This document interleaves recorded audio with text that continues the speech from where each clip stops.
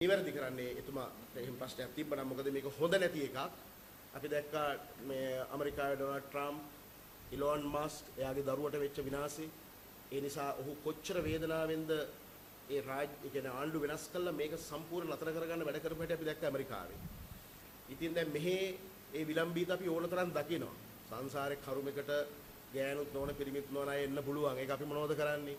අපි මේ මිනිස්සු දිහා අහිතකින් බලන්නේ නැත්නම් ඒක කොහේ ගලාගෙන ගියේද මේවා නීති ගෙනල්ලා පිරිමි ගෑනු කරන්නයි ගෑනු පිරිමි කරන්නයි මේ මට හිතෙන්නේ මේ ජයාර ව්‍යවස්ථාව කරන්න හදනවද කොහෙද ජයාර කෝනේ ගෑණි පිරිමියෙක් කරන්නයි පිරිමි ගෑණි කරන්න ඉතින් ඉස්සල්ලාම එහෙම ඉච්ඡර තදියමක් තියෙනවා නම් දැන් අගමැතිතුමියට එහෙම චෝදනා තියෙනවා ඉතින් අපිට අපි ගැන මේ අවඥාවෙන් බලන්නේ නැහැ මිනිස්සු මේ හෝමෝන ක්‍රියාකාරීත්ව සංසාරින් ඒක කරපු කර්ම හැටියට තමයි ඒවා හම්බ වෙන්නේ වැදගත්ම දේ කවුරු හරි මේක දැන් අපිට පේනවා මොකද දැන් මේ ගත්ත සල්ලි වලට මොනවා හරි කරන්නත් එපා.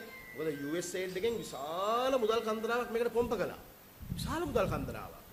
ඉතින් මේක අර වෛද්‍ය පර්යේෂණ වලට අර මීයන් ආදී සතුන් ගෙනහිල්ලා පර්යේෂණ වලට ගන්නවා වගේ මේ ඕන මේකට කුණු කොටකට මේක මේ අපේ රට යොදා ගන්න දෙන්න බෑනේ. මේක ඓතිහාසික සංස්කෘතික වටිනාකම් ගොඩනැගීම් පිරිච්ච රටක්. සහ විවිධත්වයක් තියෙන රටක්.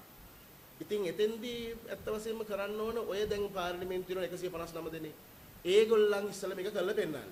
දැන් බිමල් රත්නායකට පුළුවන් ඕනනම් මේ LGBT යාට ඕනනම් ඒක කරලා පෙන්නන්නකො ලස්සනයිනේ. ඒ උමනාව තියෙන අයට යාට යාගේ නෝනට ඒක කරලා පෙන්නන්න. දරුවන්ට කරලා පෙන්නන්න. 159 දෙනා කරලා පෙන්නලා හොඳයි කියලා කිව්වොත් ඕකට ඉතින් මට කියන්න තියෙන්නේ අර වඳුරන්ගේ කතාවනේ අර කීරෝත් පාටිය වාරණක් කියලා. වඳුරා ඕනම එකට ගිහිල්ලා වඳුරගේ ස්වභාවය දන්නවනේ. උලේ ගිල්ලු වඳුරාගේ කතාව. වඳුරා යනවා. ලී ඉරණ එකක් තියෙනවා පට්ටලේ. අන්තිමේදී කූණ්‍යේ ගහලා තියෙනවා තේවොන් එහෙම නවත්තද්දි අර ඊයත එහෙම තියෙද්දි එහෙමනේ කූණ්‍යේ ගහලා නේ බහින්නේ ඉතින් වඳුර ඇවිල්ලා වාඩි වෙනවා මේ වෙක උඩ ඌ හොල්ලනවා කූණ්‍යේ ගැලවිලාව කෙලින්ම අර මොකද කළු දෙක එකට එකතු වුණා වලිගි කැඩුණා දැන් රහේට ගියාපුවාම අහනවා මොකද නෑ මේ වලිගි දිග වැඩි අප්පා ඒ නිසා මම මේක අයින් කළා ඉන්නේ වගේ වැඩක් තමයි මේ අක්කු මේ කරගන්න යන්නේ. දැන් උලයි ගිල්ලු වඳුරාගේ කතාවට වැටෙන්නේ නැතුව ඒ වගේ නාමයක් ගහන්න නැතුව මේ අමාරුවෙන් ගොඩ දාගත්ත වැඩේ හොඳින් කරගෙන යන්න කියලා තමයි ආණ්ඩුවට අපි කියන්න තියෙන්නේ. නිකන් අර මෙහෙ ගිහිල්ලා එනගන්නේ නැතුව.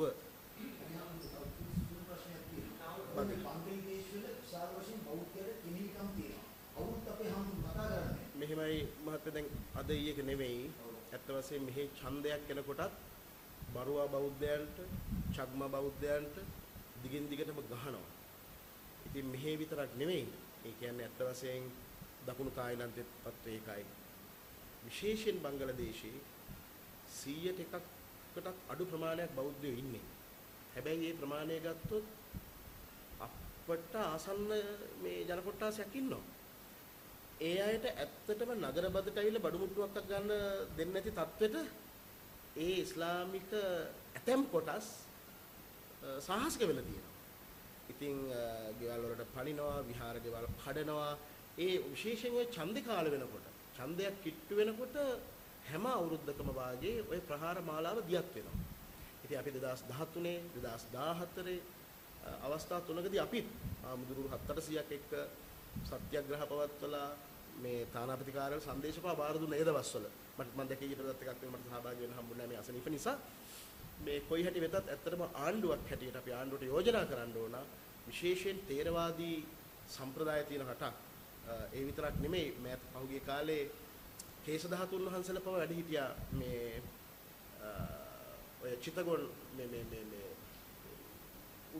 උඩ හරි මේ බංගලාදේශයේ ඒ ධාතුන් වහන්සේලා පවා වැඩම ලංකාවට ඒ කියන්නේ මම හිතන්නේ අනාරක්ෂිතයි කියන මේ ඉඳලා ගංගාරාමයට තමයි ගෙනල්ලා බාර දුන්නේ. දැන් අර සේනානායක මේ ආරාමයක තැන්පත් කළා තියෙනවා.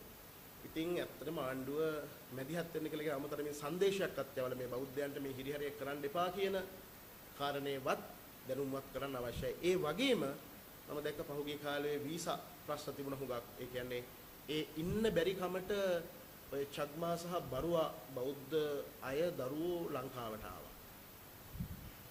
ඇත්තටම බෞද්ධ අය.